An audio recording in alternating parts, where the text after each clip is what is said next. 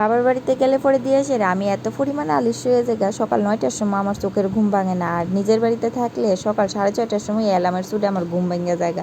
মানে আমি কেমন পরিমাণে আলিস্য, এবার তোমরা চিন্তা করো। ডুগু কিন্তু সকাল সকাল উঠতে জায়গা, হ্যাঁ যে উঠতে সেরা ফ্রেশ ট্রেশ হয়ে আসেরা, হ্যাঁ খাইয়ে ওলায় টিফিন। আমি এটা কইতেই পারি না, কারণ মা সব সামলাইরা হ্যাঁ উঠলে পরে দিয়ে আসেরা।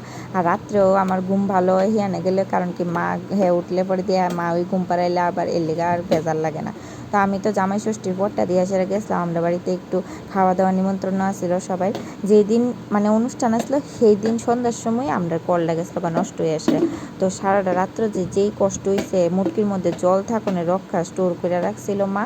তো এই দিয়ে সেরা রাতটা কাটানি গেছে। সকাল সকাল মেস্তরি আইসে পরে দিয়ে সেরা আগে কলটা ঠিক করছে মা। কল না থাকলে যা একটা অসুবিধা হয়, যেহেতু আমরা হেবারের ভিতরে মোটর নাই। তো এখানে আমি ফ্রেশ ট্রেশ হয়ে এসে ঘরে এসে বইছি।